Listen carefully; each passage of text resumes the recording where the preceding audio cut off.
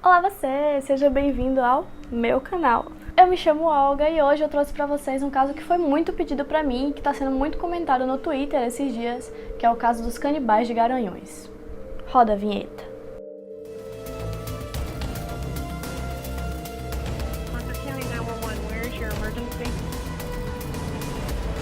My house. Okay, what's the emergency? I just killed my mom and my sister. Tudo começou quando em 2008, Jéssica, de 17 anos, recebeu a visita inesperada de uma senhora chamada Isabel. Essa senhora não parecia trazer nenhum risco ou coisa do tipo, então a Jéssica não suspeitou de nada. A Isabel ofereceu um emprego para ela, dizendo inclusive que caso ela precisasse, ela poderia levar a filha, que tinha menos de 1 ano, com ela. O pai de Jéssica foi o primeiro a suspeitar dessa proposta, porque é aquela história, né? Quando a esmola é demais, o santo desconfia. O salário era bem mais alto do que o normal, era muito mais que um salário mínimo. Ela poderia levar o filho para o trabalho, que já não era uma coisa tão comum assim, e ninguém sai de porta em porta distribuindo emprego, né? Então ele conseguiu convencer a Jéssica a não aceitar a proposta e Isabel foi embora. 3 dias depois, a Jéssica falou ao pai que precisava ir ao centro da cidade para resolver algumas pendências, e essa foi a última vez que ele a viu. 4 anos depois, mais 2 mulheres desapareceram sem deixar rastros. Elas eram Gisele Helena da Silva, de 31 anos, que sumiu no dia 25 de fevereiro, e a Alexandra Falcão da Silva, de 20 anos, que sumiu em 12 de março. A mãe da Gisele comentou que ela também tinha recebido uma proposta de emprego muito estranha. Pouco depois de receber essa proposta, Gisele desapareceu. Com a Alexandra, a situação se repetiu. Ela sumiu logo depois de contar para a mãe que finalmente tinha arranjado um emprego como babá, onde ela ia ganhar um pouco mais de R$ 1.500 por mês também e poderia sustentar a família e a si mesma. Pouco tempo depois do desaparecimento, a família de Gisele recebeu a fatura do cartão dela pelo correio e perceberam que tinha alguma coisa de errado. Na fatura constava que 2 dias depois do desaparecimento dela, ela tinha feito compras em 5 lojas da cidade, o que não fazia sentido, já que tinham procurado por ela em todos os cantos. Imediatamente a polícia foi chamada e a investigação começou. Eles foram até as lojas que constavam ali na fatura e puxaram as imagens de câmera. O problema é que a Gisele não apareceu em nenhuma das filmagens, mas sim um casal que a família afirmou que não conhecia e que não tinha proximidade com a filha. Após aprofundar a investigação ao redor de quem era aquele casal misterioso, eles chegaram ao endereço. Nesse endereço, eles deram de cara com Jorge, Isabel, uma moça que dizia se chamar Jéssica e uma criança que foi apresentada como a filha de Jorge e Jéssica. Jorge Beltrão era professor de artes marciais. Segundo ele tinha crises de esquizofrenia constantes e que desde criança ele via fantasmas, vultos, ouvia as vozes, coisa que vocês aqui do canal já estão acostumados a me ver falar. Ele tinha 51 anos e era casado há 30 com Isabel Cristina, de 50 anos. Já a Jéssica tinha 25 anos e morava com eles desde a adolescência. Quando conheceu Jéssica, o Jorge se apaixonou perdidamente por ela, os dois estavam completamente apaixonados, só que ele não queria terminar o casamento dele com a Isabel, então ele foi lá e conseguiu convencer ela a transformar o casamento deles em um relacionamento a 3. Eventualmente, o Jorge acabou largando o emprego dele na academia e resolveu trabalhar junto com Jéssica e Isabel fazendo salgados para vender. Mas eu vou chegar nesse ponto daqui a pouco. Voltando à polícia, eles investigaram a casa onde os 3 moravam e não encontraram nada de suspeito, além de alguns materiais de construção recém-comprados, sendo que a casa não estava em reforma.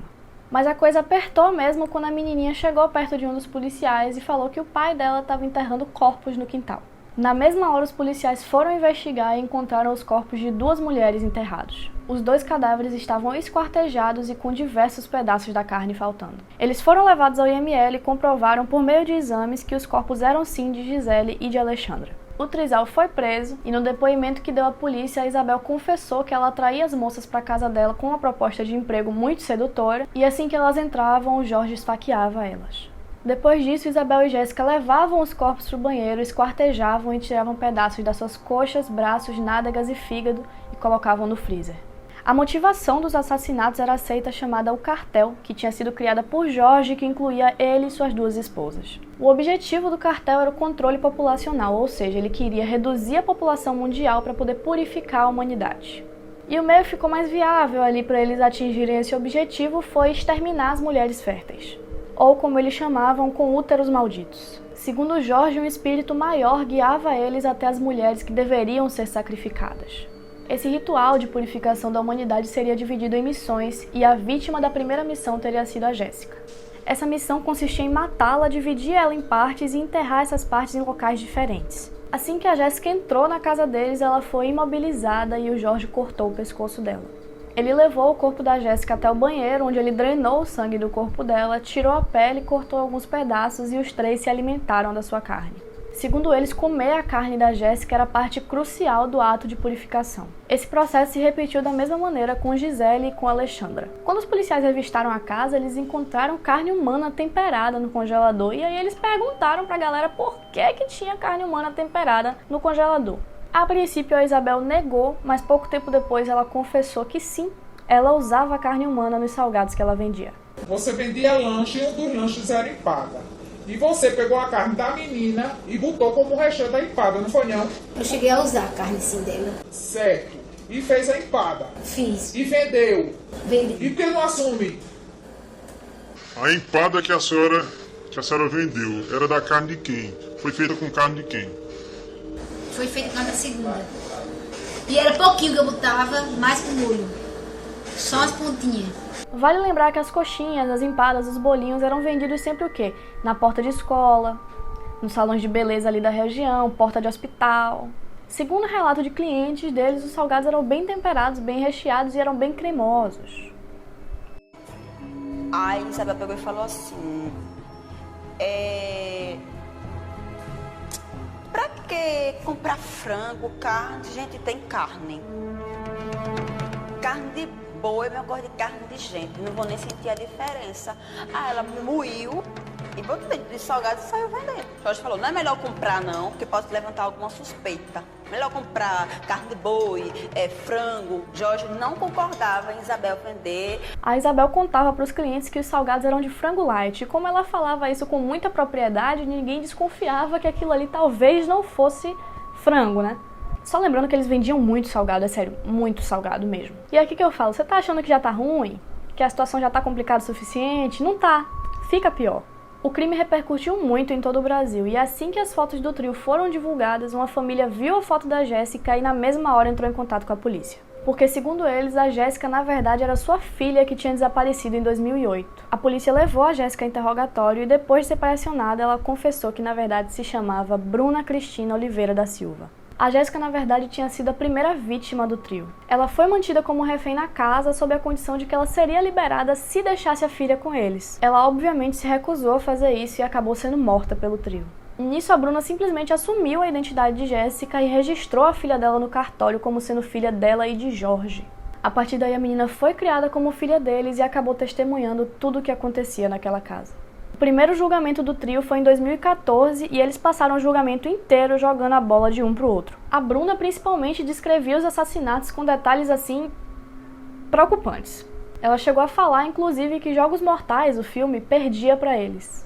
Nesse primeiro julgamento, Jorge foi condenado a 21 anos e 6 meses de reclusão e 1 ano e 6 meses de detenção.